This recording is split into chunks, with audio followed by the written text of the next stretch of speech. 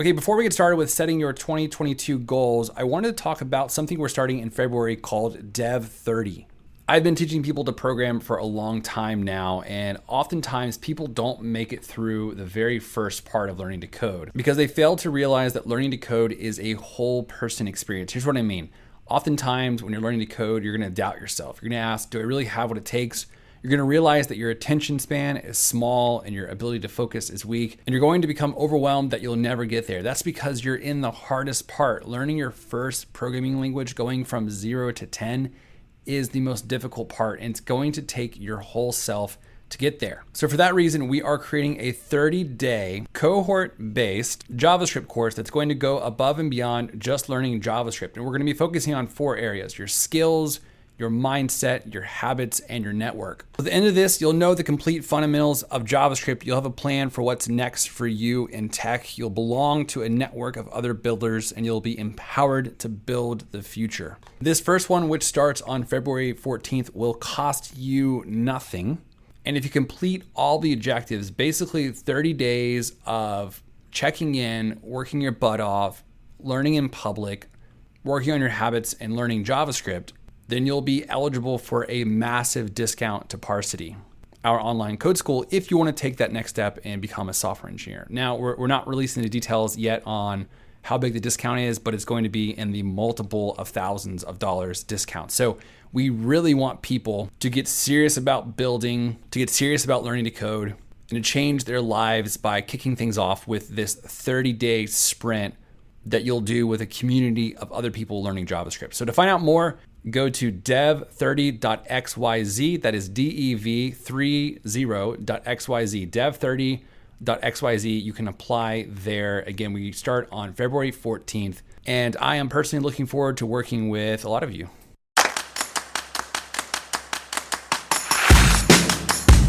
Welcome to the Develop Yourself podcast, where we teach you everything you need to land your first job as a software developer by developing yourself, developing your skills, your network, your habits, and more. Today, we're broadening our horizons beyond just coding, and we're going to be walking through a process to set goals for 2022, the kind of goals that you actually track and achieve. By the way, I'm not saying I'm a goal-setting expert in an arrogant way, but I will say that I've been actively setting goals for the last 10 years and have read most every book I can get my hands on in regards to habits, processes, goals, life planning, whatever you want to call it, you name it. I'm a nerd on this stuff and in a borderline unhealthy way. That being said, today I'm going to be walking through the process that I'm literally going through myself between now and January 1st to set my own 2022 goals. And by the way, for this episode, we have created a few accompanying Google Doc goal setting templates that you can literally follow along with as I talk to set your own goals for the new year. You can find those at parsity.io/goals, and we'll have a link to that URL in the show notes here. So without further ado, let's get started.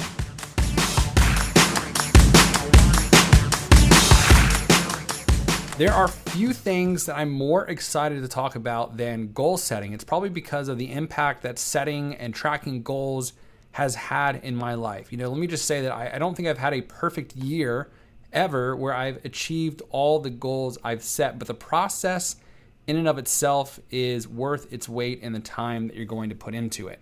But before we dive into goals and start talking about a plan for how you can set yours for this year and track them throughout the year and ensure that you achieve at least most of them, why are we talking about this on a coding podcast? Well, great question. I'm sure you could probably already connect the dots that becoming a software engineer, right, which is one goal that probably most of our listeners share, is not an easy task, regardless of whether or not you commit to doing a coding boot camp. It takes some serious discipline. It takes planning. It takes some good psychology to get yourself and keep yourself motivated.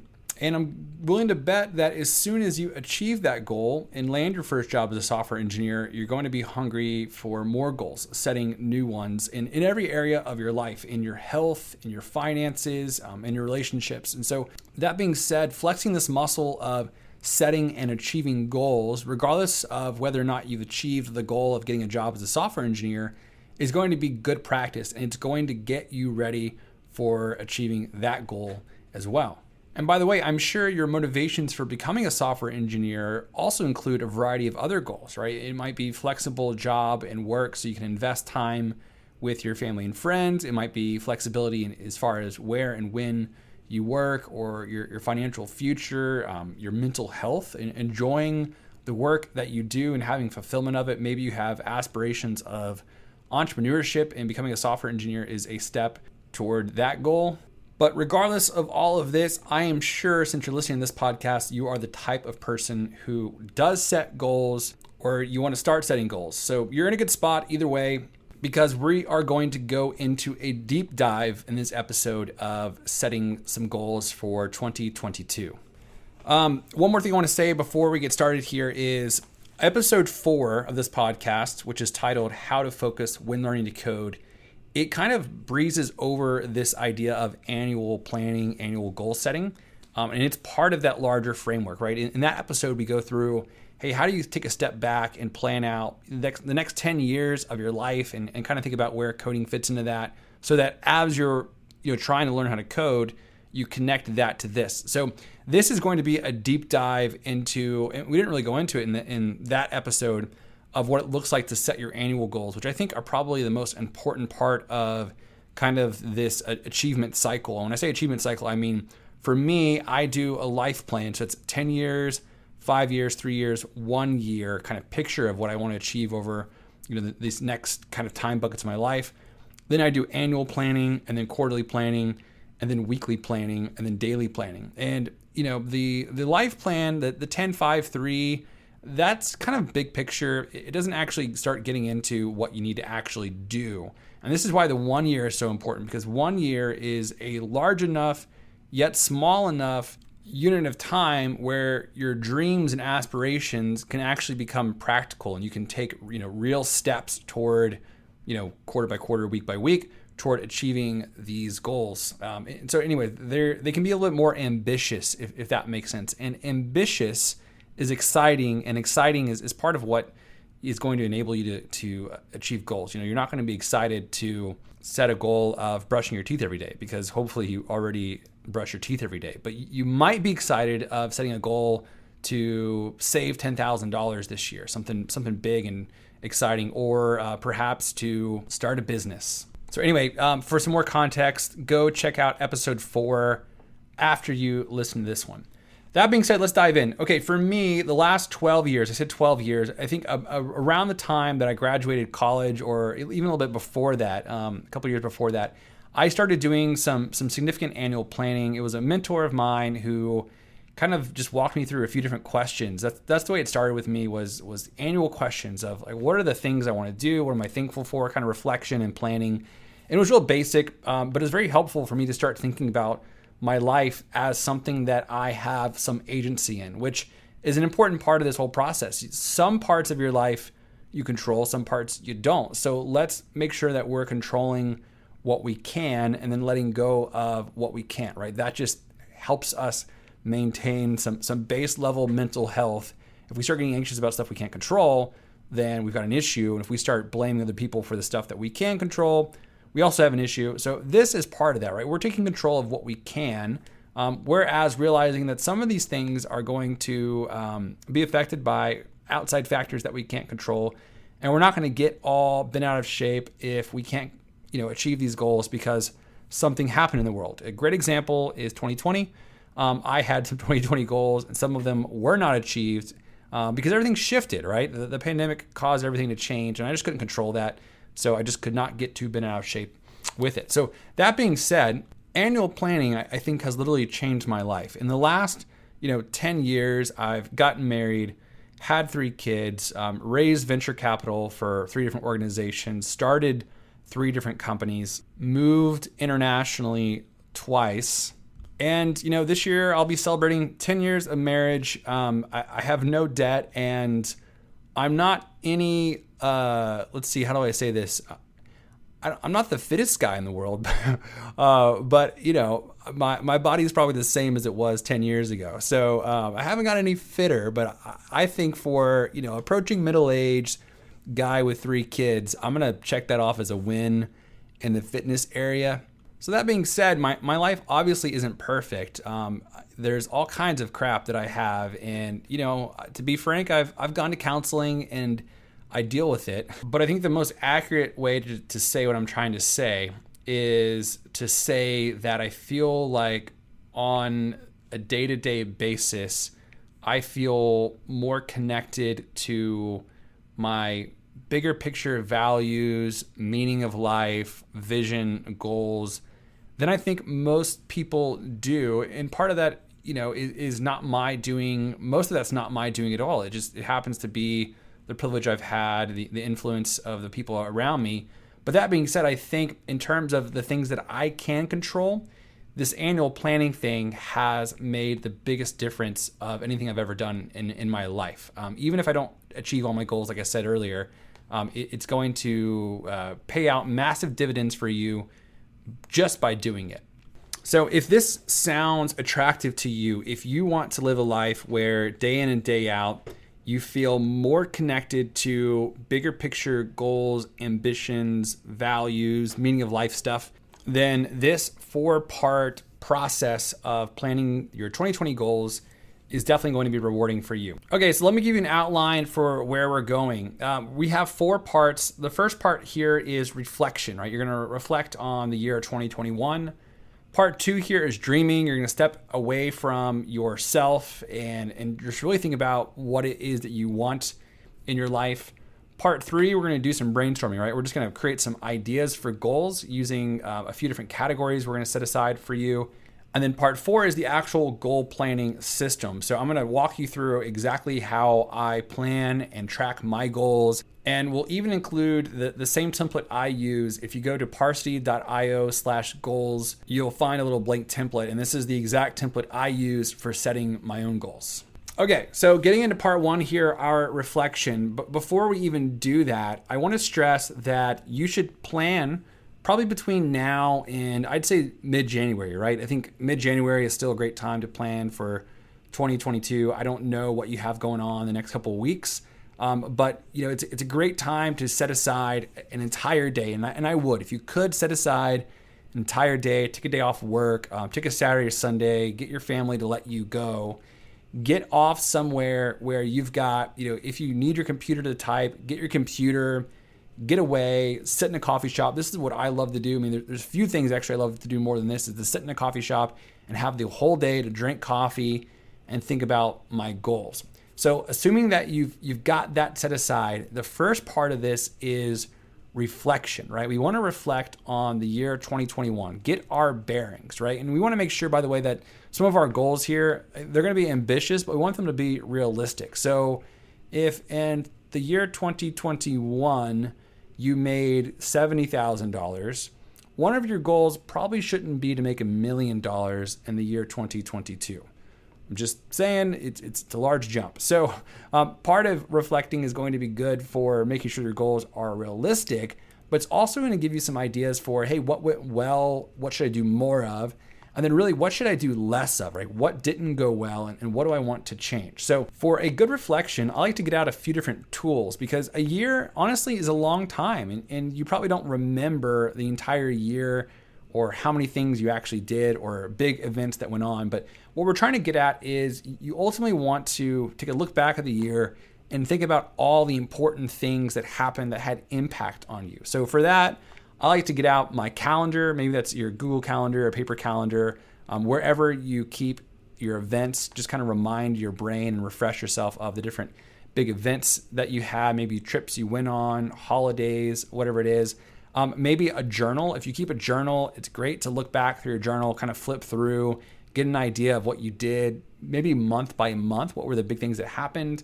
I use Google Photos, right? So it organizes all the pictures, it backs them up from my phone into basically a calendar view. So you can do that with your iPhone or whatever phone you have. Just scroll back and look at the different pictures you took throughout the year to remember the things that you felt were important enough to capture either on video or with photos. Now, as you do this, there are 4 things that I want you to be taking note of.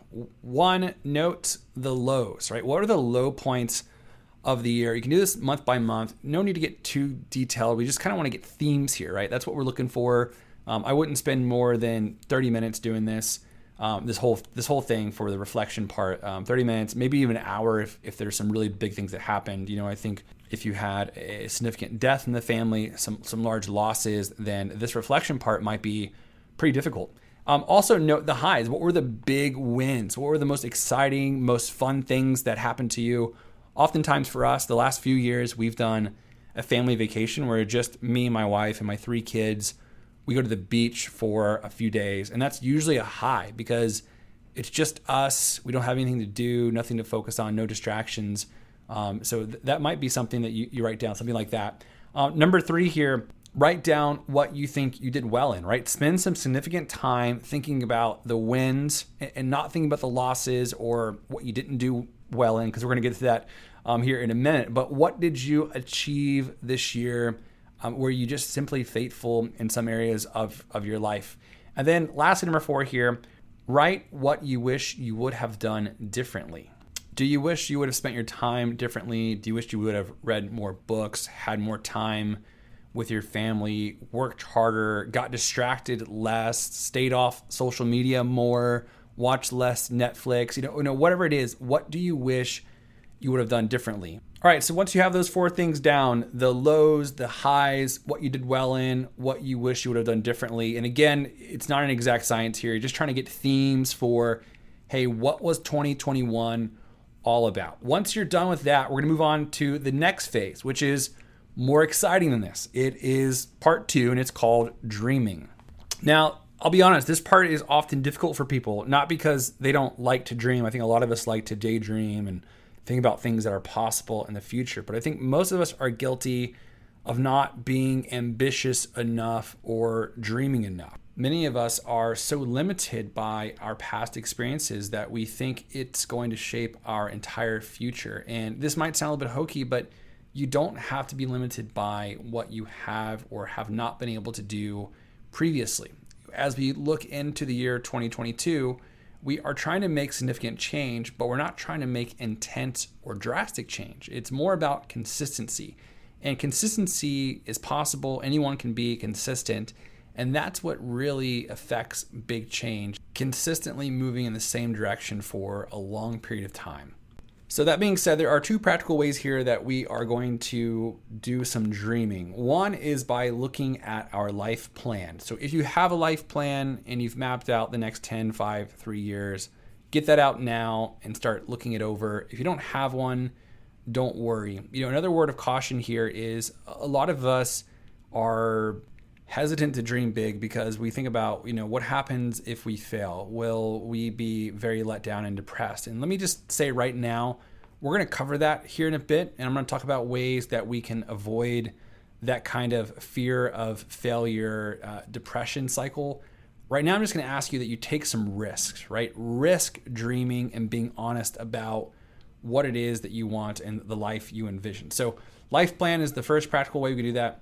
Number 2 here, real simply, if you don't have a life plan and you really don't have to pause and go create one right now, there are 2 simple questions you can ask yourself to get yourself dreaming a bit. 1, what would I do if I had all the money I needed and could do whatever I wanted? I'm going to say that again.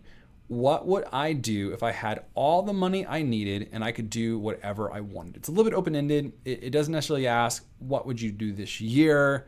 What would you do 3 years, 5 years? It just says, hey, what would you do? Like literally right now, if your bank account was flush with cash, what would you do? And don't think about in terms of what you would buy or necessarily. It's not meant to be material, but like, what would you do? Like, what are you passionate about? Is it starting businesses? Is it investing in people? Is it volunteering? I mean, I don't know. Like your own ambitions, desires are very different than mine. So think through that. That's the first question. The second question is, what would I do if I could do only one thing in the next 3 years? Now, again, this kind of brings us back down to earth. In the next 3 years, what would you do if you could only do one thing? And again, it's a little bit open-ended in the sense of, what do you mean, what would I do?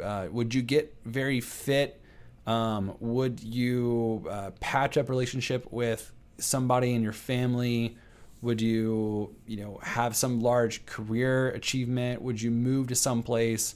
Would you get married? I mean, whatever it is, you probably have something right now, or at least 2 or 3 things in your mind that's rolling around. Get these down on paper, reflect, start to get some big dreams out of your head and translated into real words, right? Be honest with yourself. Even if you're not willing to be honest with someone else yet in this process of setting goals, be honest with yourself about what it is that you really want to do. All right, we are ready for part 3, which is getting some ideas for goals. We're not setting goals yet. We're just going to do some brainstorming here. So far, we've done some reflection. We know what is going well in our life, what we'd like to improve upon. We've done some big dreaming. We know where we want to eventually end up. Now it's time to get some ideas down. So all in all, we're going to try and set about 10 goals for the year, but I'm sure you could probably think up of 50 goals that you could possibly have. So that being said, we are going to try and get some brainstorming done here by breaking our life down into different categories. So I think in terms of what I call accounts. So accounts are things that you can invest in, like a bank account. Every dollar you get, you decide what account to attribute to it. Sometimes you put it inside of a savings account. Sometimes you put it inside of an account that you would use to spend your money on groceries. Same thing with your life. Every moment that you're awake, you have the ability to invest your time, your energy, your mental capacities into some account. So let me give you an idea of the different accounts I have, and they go in this order. My first account is God. So for me, my spiritual life is really important. Number 2 here, marriage, right? I invest in my wife, whether it's time with her, thinking about her, actively trying to improve our marriage. 3, family, kids, trying to invest, in that front of parenting and being close with my family. 4 is friends, community, and that kind of thing. These are relationships that are almost like family, but outside of my actual blood. Next, I've got my career, then my physical and mental health. Now, I make a note here to call it not just health, but physical and mental health. So for example, reading books and hobbies would fall underneath this category, even though it's not helping me with my exercise, nutrition. Those things are ultimately going to help my mental health. And then finally, I have finances. So all of my goals this year will probably fit underneath one of these categories, and I may not actually set goals for some of these categories. So for example, I think I'm in a place now where I don't need to set financial goals, right? We've got a habit for how we give, save, and budget that's well enough established that I don't need to do anything different. And that's one way, by the way, to think about goals is what kind of change needs to happen, right? Because it's not necessarily a goal if it's going to happen anyway. And that kind of goes back to that part about not being ambitious enough. Your goal should be a departure from the status quo. What do you want to change? So take some time to think about your own accounts, right? What are the most important things that you can invest your time into, the different people, activities that you might do? From there, have at least 4 to 7, maybe 8 accounts. And then under each one of those accounts, we're just going to start brainstorming ideas for goals of what you want, right? Connect back to the last 2 steps of what were things that went well, what are things you wish would have gone differently this year, and what kind of dreams do you have? And then from there, figure out what are some ideas for possible goals that you want to have. So walk through each of your accounts and just start writing some ideas underneath each one of them. So we've got God for me, marriage, family, kids, friends, career, physical, mental health, finances. Now again, these don't have to be worded very well. They can just be ideas. So one example here of an idea for a goal would be to get healthy, right? We're going to say that that's too broad. Coming up here in the goals section, we're going to narrow down on that. But for now, get healthy is just fine. Another one might be underneath mental health. Look at screens less and read more. We'll figure out how to make that actually into a goal that we can track here in a minute. But for now, the idea in and of itself is just fine. After, 30 minutes or so, don't spend forever on this. I'm sure ideas will start popping in your head and more ideas will create more ideas as you start thinking about these different spheres of your life. Once you get a large list down, the next step here is going to be to try and narrow it down to just 10 goal ideas. And these are the ideas that we're going to work on to actually make them into your big goals for the year. So a couple ways that you can get all of these ideas narrowed down to just 10. Whenever you see one of these ideas, ask these 3 questions of the idea. 1, is this goal idea here a departure from the status quo? Is this a change in my life? So if one of your goals is, I want to brush my teeth every day, or one of your goal ideas, hopefully you already brush your teeth every day. So that's not a departure from the status quo, and it's not an ambitious goal, and it's not going to make you excited. So that's not a good one. Two, a question to ask of this goal idea is it realistic for this year, yet ambitious? So, if your goal is to become president of the United States, probably not happening this year. For one, it's not even an election year, so it's going to be difficult to pull it off. But perhaps there's a way to get involved in politics and a smaller level this year as a step toward becoming president. Now, I'm obviously joking and just using that as an example, but you probably have a lofty kind of 5-10 year goal. And what you want to do is be able to work backward from that. So ambitious enough for something that's going to excite you, but again, not too ambitious to where it's just impossible to happen this year. And then the third question to ask your goal ideas here are, for each one of these, does it compete with some of your values? Does it compete with other goals? Does it compete with your dreams that you had in part 2 up here, or your reflection for what you want to do better in part 1? An example of this might be if one of the things that you didn't do well this last year that you want to do better at is to spend more time with your family and less time working, yet one of your goals is also to get a promotion. Those things might be in conflict. Now, on a side note, I do think it's possible to win at home and at work without sacrificing either one of those things, but that's not what we're talking about here. We're talking about, does one sacrifice the other? If so, it's not a good goal. You need to rethink that idea. Okay, so using these 3 questions, take some time. Again, this might take a significant amount of time. It might take you 15 minutes depending on who you are and the way you think. But let's narrow down your goal ideas to a total of just 10. And again, you don't have to have an idea for every account, right? God, marriage, family, kids, friends, career, physical, mental health, finances, just to remind you what mine were. You don't need a goal for every one of your accounts. Now, again, you need a goal if there is some status quo you want to depart from. Like, for example, for me, career, right? I have my own business. We do some annual, quarterly planning, and most of my goals around my business are my business's goals, right? So they're not, they are personal, but right now I'm in a position to where I probably won't be making any career-specific goals this year right here, because as long as I just keep doing what I've been doing, things will go well. I don't want to depart from the status quo. The status quo is good in that area. And so you might have the same thing. Maybe you're already in a nice rhythm of saving and investing, and you just want to keep doing what you've been doing with your finances. So you may not have a goal in that area, or you might realize that this is just not the year to go big in one of these areas. So maybe, for example, you have to take a step back from your friend to invest more in your marriage or your family or your kids. That's okay. So be okay with there being less. Sometimes, of course, especially in this area, less is more. Okay, so now we're ready to actually move on to the system where we word our goals, we set them, we organize them, and we create a plan for how we can track them throughout the year. Now, normally I've followed along with Michael Hyatt in the way that he sets goals. If you want to learn more about Michael Hyatt, it's michaelhyatt.com. He is sort of a productivity guru, and he publishes this productivity journal called The Full Focus Planner.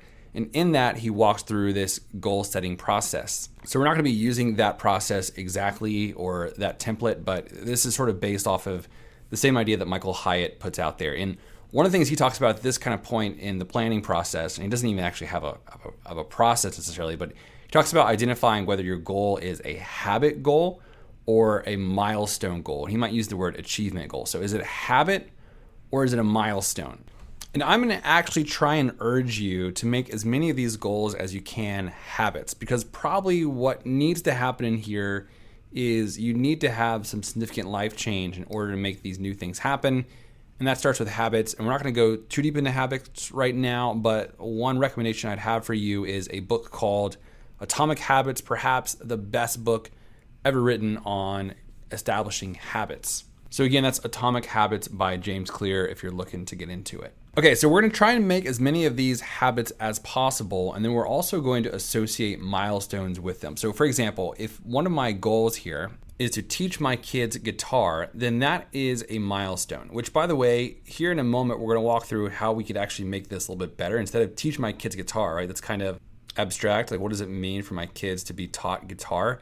I want to think about an outcome, right? So the outcome of my kids learning how to play guitar is they learn Smoke on the Water. And so perhaps what I would say here is teach my kids how to play Smoke on the Water by March 31st, 2022.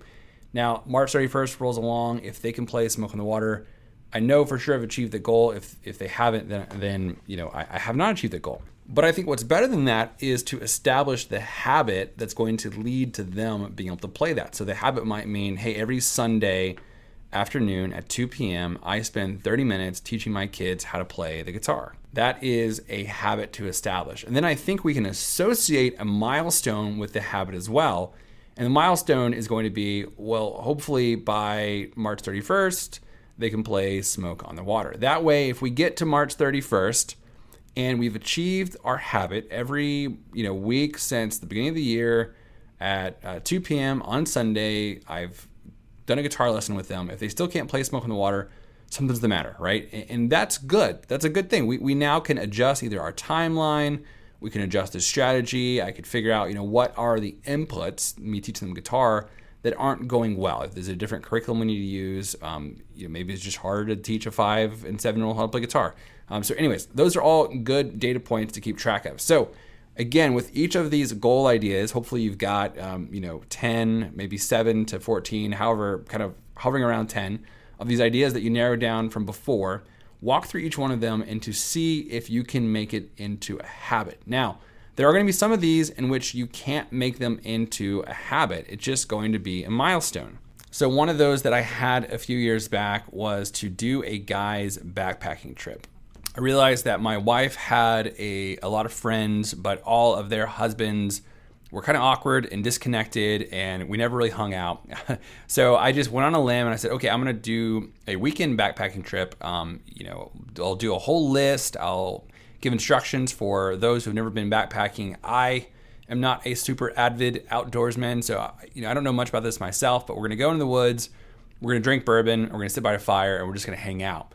And I did that, and I think this next year we'll be doing our fourth annual backpacking trip, and I think everyone looks forward to that every year. But that wasn't a habit I could establish. I mean, annually it's a habit. Now it's second nature. Everyone asks, all right, when are we doing the backpacking trip? Are we doing that again this year? We're going to send out the email. And so I kind of know every January, send out the email to plan for, April, May that we're going to do the backpacking trip. But there's no habit there to establish. It's kind of a one-time milestone thing. And it's not hard, right? So maybe you're thinking to yourself, well, does this even fit into the status quo thing? Is it hard to put together a backpacking trip? It's not administratively hard. It doesn't take a lot of work to send out an email, but it took some courage, right, for me to want to get together with a bunch of guys in the woods for a weekend. So that was definitely a milestone for me as far as trying to put myself out there and as a guy with kids to try and make better friends with other guys. So that was definitely a milestone.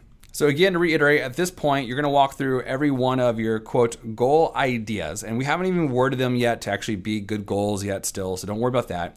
And think to yourself, is there a habit here I can establish? If there is, jot down some notes on what that habit might be. And then along with that habit, is there a milestone that's related to that habit goal idea? So I know this is kind of be confusing. We've got milestone goals and we have habit goals. So those are kind of two separate branches of the tree. Now, if we go down one of those tree branches, the habit branch, underneath that, there could be an associated milestone with the habit. So again, to give you that same example, my habit is teach my kids guitar for 30 minutes every Sunday. That's the habit. But there could be an associated milestone, which is whenever that habit is culminated into them being able to play Smoke on the Water.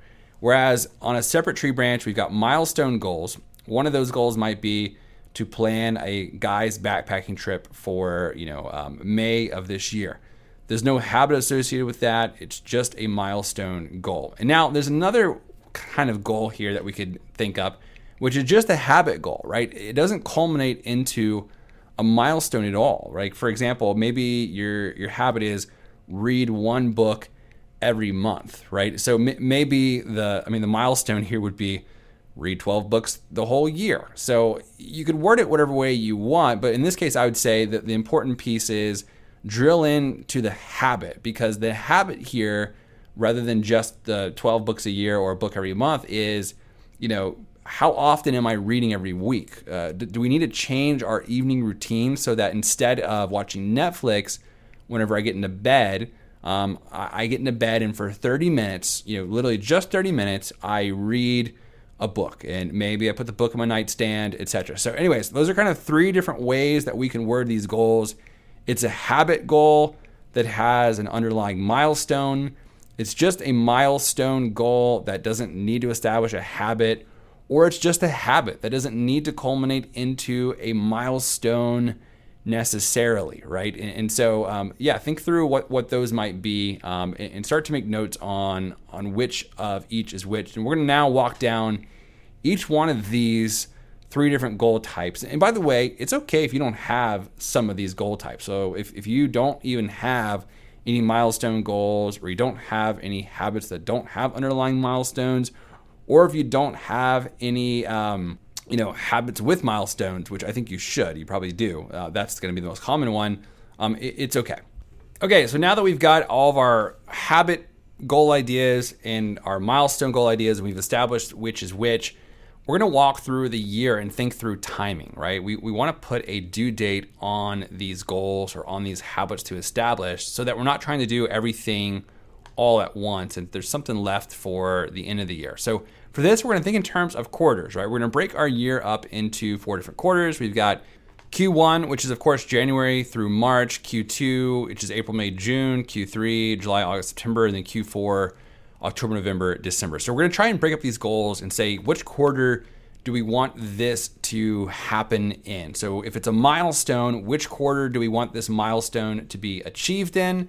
If it's a habit goal, which quarter do we want this habit to be established in? Now, you might have a habit that you want to last all year long, right? Going back to the reading 12 books a year, you want this habit to last all year long, but there's going to be a special part of the year whenever you try and really dial in and focus hard on establishing that habit. So to prevent yourself from trying to do everything all at once, I'm going to encourage you to think through the different quarters of 2022. And for each quarter, go ahead and think through what a theme might be for your life during that quarter. Now, these themes are going to be totally based off of your own life, what you have coming up this calendar year. Maybe you want to put the hardest goals, the hardest habits to establish first, since you're, fired up in January to start achieving stuff. So that's a little bit up to you, but let me give you some examples of what you could do. Now, for me, and I think for most people, a lot of what I achieve in my life kind of hinges off the morning routine. So if I have any goals that are related to the morning routine here, or any habits I want to establish that are related to that, I would say that those are probably going to be the most important habits to establish. They will bear fruit for the rest of the year. So I'll probably put those in quarter 1. And even when I think about January, January, February, March, it's still kind of cold outside. You get up early in the morning, have a big blanket, a hoodie on, no one else is awake, cup of coffee.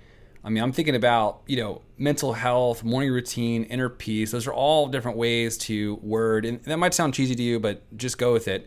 That might sound weird to name a whole quarter that, but maybe this is the quarter of the early morning routine, for example. Or maybe you're fired up to get in shape, and this is the quarter in which you have the quarter of fitness. And in reality, if you can go to the gym 4 days a week, every week from January to the end of March, you're probably going to establish a habit, in which case now you just go to the gym, right? So you don't have to think about the other quarters. It's going to be automated for the other quarters, but this is the quarter in which you're going to put in the hard work of actually establishing the routine. So maybe it's the quarter of fitness. For me, the quarter of fitness is probably April, May, June, right? Because we're getting in the summer. I'm going to have to take my shirt off. So I'm going to want to eat healthier than I did in my bare winter months. And I'm going to want to probably work out more. I don't really want to go outside in January because it's so cold. Running in the cold, it's not fun for me. So anyway, think of themes for these different quarters. And sometimes you might have goals during that quarter that don't necessarily fit snug with your theme. But by having these themes and by splitting these goals up throughout the year, you're going to prevent yourself from burning out. And it's just impossible to achieve everything at once. It's the small wins that are actually going to get you there and create real life change.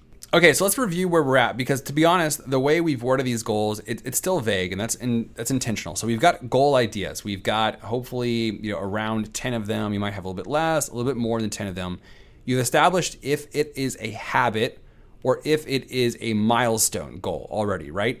And then you establish that if it is a habit, is there an underlying milestone to be achieved beneath it? And that's important, going to become important coming up, because we're going to figure out ways to celebrate big on hitting these milestones or hitting these underlying milestones that we have for our habit goals.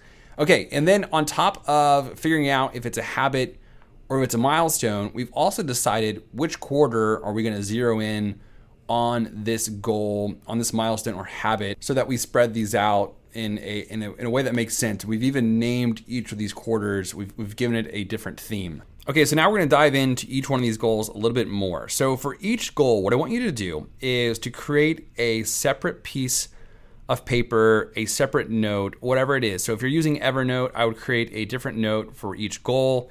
If you're using good old-fashioned pen and paper, I would create a different piece of paper for each goal. If you are using Notion, a different workspace or a different note for each goal.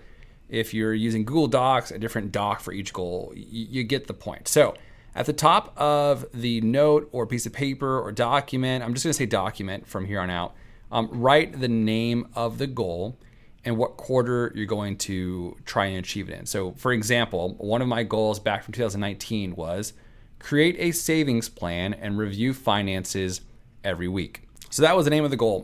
Create a savings plan. I mean, again, the naming isn't super important. My goal here was to save more. And so that's why the title of the goal said create a savings plan and review finances every week. So this was a habit goal, and that's what we're going to start off with here. So go through your habit goals and write the name of the goal at the top of each of the pieces of paper. So we're going to drill down on one of these. So again, in my example here, I'm going to create a savings plan and review finances every week. So the first thing we're going to do with this habit goal is we're going to decide how frequent we want to do this habit. So how frequent is this habit? Is this a weekly habit to establish? For me, in this case, it is, right? It's a weekly habit. Every week, I want to review my finances. Most of your habit goals will probably be either weekly or daily.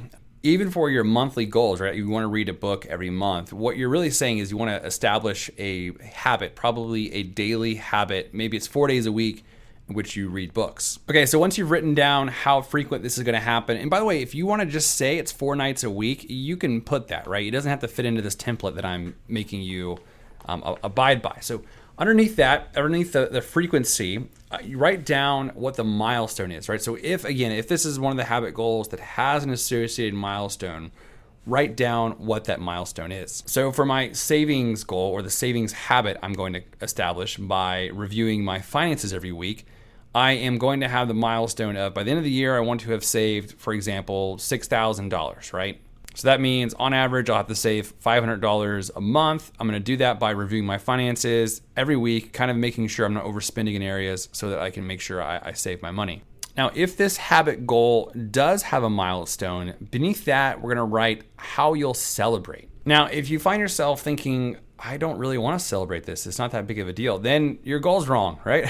Create a goal worth celebrating and then commit to celebrating it. And it's going to be awesome when you do. So whenever you save $6,000, you're going to say, all right, let's take $100 of that and let's go have a fancy dinner. You and your spouse or a friend of yours, whatever it is.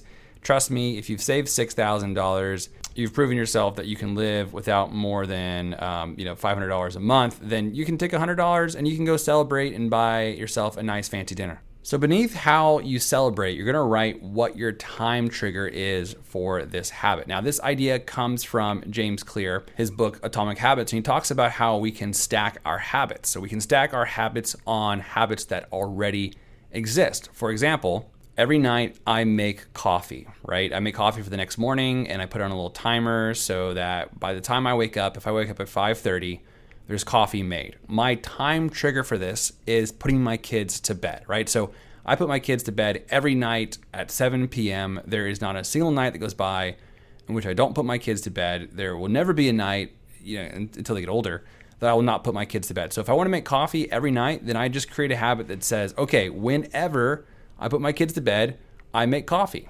And it's as easy as that. So for me and my wife to review our finances every week, I can actually probably do something similar, right? I can say, well, every Sunday night when our kids go to bed, let's review our finances. I can put it on the calendar to remind ourselves. I can set a reminder on my phone that will pop up earlier in the day on Sunday. Basically, there's no way we won't do it if we attach it to another trigger, right? Or same thing with your reading goal. Maybe the time trigger is you getting into bed and there is a book next to your bed on your nightstand. If you're gonna get in bed every night and you're gonna see that book, you're gonna think about this habit that you wanted to establish, which was to read, and you're gonna make it much easier to read. Now, there's a lot of other techniques and psychology you can get into as it relates to habits, and I strongly encourage you to read Atomic Habits, but the time trigger here is going to be incredibly valuable for you to actually get these habits established. All right, so for this habit, we've got the frequency, we've got our milestone, if we have one, and how we'll celebrate, if we will. Then we've got our time trigger for what's gonna actually trigger us to do it. Then lastly, we wanna create a streak target. So how often do you wanna do this before you decide that it's actually just a habit in your life and something you don't have to think about anymore? Now, I know some people say it takes 21 days to establish a habit. I'm not sure if that's true or not, and we're actually going to assume that it's not here. Instead, we're going to try and track this habit indefinitely, at least throughout the entire year, we're going to track it. So for a weekly habit, we're going to track it weekly. For a daily habit, we're going to track it daily, but we are going to have a target that we're going to try and reach. So for me to create a savings plan and review finances every week, I'm going to say, let's have a target for hitting that, 12 times. I'm going to keep tracking it after I hit the 12 times, but the 12 times is going to be sort of a milestone in and of itself for me, right? A sub milestone, because saving $6,000 is going to take me an entire year. I would like to see some better progress before that by, at least tracking our finances every month for 3 months. And then, by the way, this is again one of those mental cues of if I get 3 months in and we've tracked our finances every week for 3 months, and we haven't saved any money, then there are some issues. So again, keeping this data is gonna help us be informed about how to course correct. And then for those of your habits that you created that don't necessarily have milestones, the streak target can sort of act as a milestone for you to let you know if you're actually gaining traction or not. All right, so on this document, you've got at the top the name of your habit. You have below that the frequency, the milestone, how you'll celebrate, your time trigger. Then underneath that, we are going to actually track, right, the streak here. So if it's a weekly habit, I want you to write the time of the week, every week in which you're going to do this. So put the date there, and then next to it, put a little blank check box, and then do a new line below that for the next week, the next week, the next week. And every time that you check this off, you're just going to check the little check box. Now, again, you can do this in a document, on Google Docs or something like that, or you can do it in a spreadsheet. However, it best fits into the way you normally do note taking and that kind of thing. And obviously, if it's a daily habit, you're going to do one of these for every day of the week that you're going to try and establish this habit. Again, this might not be this quarter, it might not be January. This might be something you're not going to start until June or October, which is okay. Okay, so hopefully we've got all of our habit goals down at this point, or at least a plan to do that.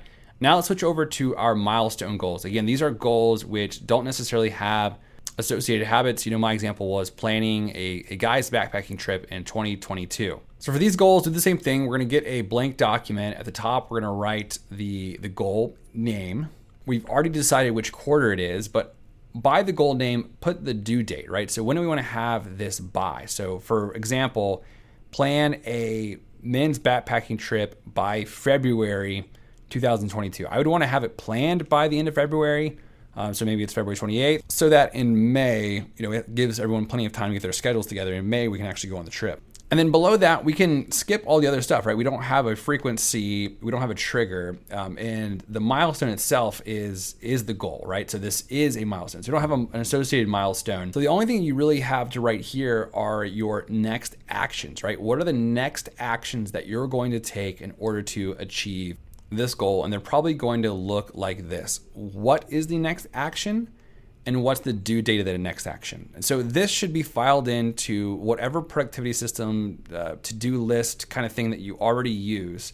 And you need to take this next action to get you closer to this goal. And there might be more than one of these next actions. So for example, for my men's backpacking trip, next action might be send email out to 10 guys by February 1st, 2022, right? This is the email in which I'm inviting everybody to the backpacking trip. Now, these next actions, like the one I just listed here, have to be actual actions. They have to be big things that actually move the needle, right? Because if I were to say, gather a list of 10 guys, like that's not actually inviting anybody to a backpacking trip. Putting together a list is something that I obviously have to do if I'm sending the email out, right? Write the email. I'm obviously going to have to write the email if I'm sending it out. So just make the action something that's actually moving the needle. And then the other stuff you're just obviously going to do because you're human and you're smart. And if you're going to send an email, you're not going to send a blank email to 10 guys.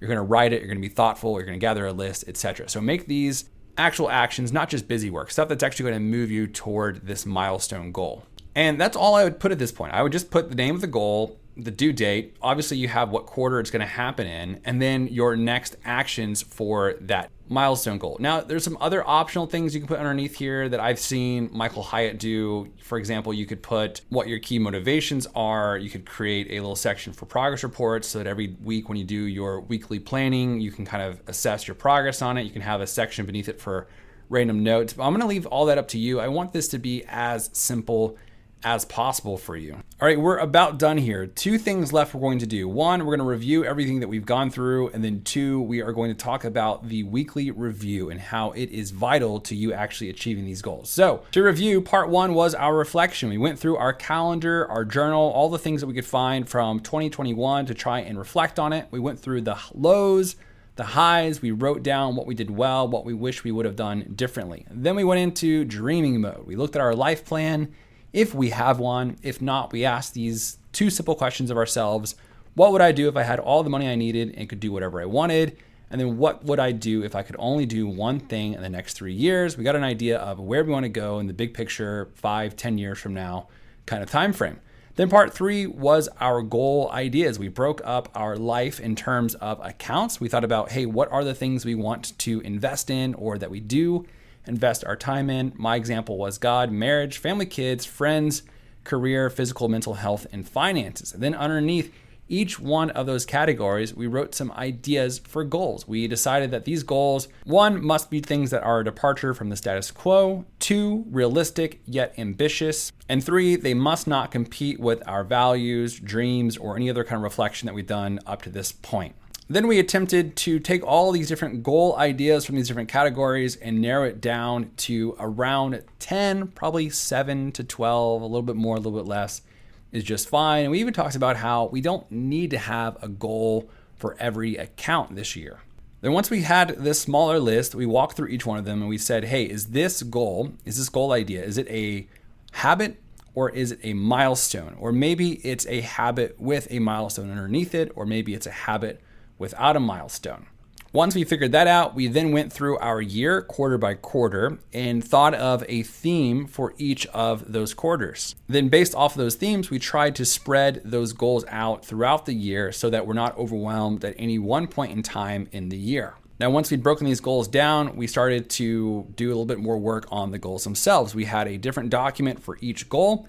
And if the goal was a habit goal, beneath that goal name, we wrote the frequency of when we would need to perform that habit, maybe daily or weekly. Below that, we wrote our milestone if we had one for that habit. You know, my example of teaching my kids to play guitar, we want to do that weekly for, let's say, 12 weeks. We're going to culminate that into the milestone of they can play Smoke on the Water. Below that milestone, we put how we were going to celebrate when that happened. So for my kids, for example, maybe we'd buy them a guitar to celebrate the fact that they learned how to play Smoke on the Water. And then below that, we put our time trigger. What is it that we're already doing that is going to trigger us to perform this habit? So if we want to read before bed every night, then our trigger would be getting into bed. And so the habit would be open a book instead of the computer. And then lastly, for the habit goals, we would have some kind of streak tracker where if you want it weekly, you're gonna put a list of the weekly dates in a checkbox. If you want it daily, you're gonna do the same, just so you can track your streaks. And even you could put a streak target here to say, hey, I wanna firmly establish this goal by every week for 12 weeks in a row so I can make this a real part of my life. And then for milestone goals, it was a little bit different. We wrote our goal, when we wanted to achieve that milestone by, and then beneath that just had next actions. And again, next actions weren't frilly busy work, but they were move the needle type stuff that would actually help us to achieve these milestones. Okay, so once we have all of that, the most important habit for you to establish this next year is going to be the weekly planning. Now, this weekly planning is mentioned a little bit in episode 4 of our podcast, so check it out if you want some more context. And we could do a whole episode on weekly planning, and let us know if you'd like that. But basically every week I take some time, whether it's Sunday night or early Monday morning, or for me sometimes it's even Friday afternoon, to plan the next week. And the reason why I mention it here is primarily for the sake of reviewing our goals. Every week, no matter what, we want to review what our goals are, to make a note on our streaks for those habits, to make notes on how things are going, if we failed in any way, kind of review and assess if things are going the way that they were supposed to go. And if they're not, why and how can we course correct? So that's insanely important to have that as part of your weekly review. And in fact, my weekly review is mostly made up of other stuff that doesn't include my goals. I actually take kind of 4 steps here. 1, capture. I try and capture anything that I think needs to be done. 2, I clarify those things. This is mostly reading through email, etc. 3, I review how the last week went. And then 4, I plan for the next week, mostly by setting 3 big things that I want to get done this week. So that's a really, really brief explanation of my weekly review. But at the very least, I want you every week looking at your goals, reminding yourself of what it is that you set out to achieve, and assessing your progress accordingly. Even if you don't achieve all of your goals, if your plan is ambitious enough, this is going to be life-changing for you, and you're really going to move the needle toward those big dreams that you talked about in part 2. All right, that does it for today's episode of the Develop Yourself podcast. You can find templates for all the things we talked about using Google Docs at parsity.io/goals. That's parsity.io/goals. All right, please have a safe and happy new year. And I do hope that 2022 is the best year you've had yet.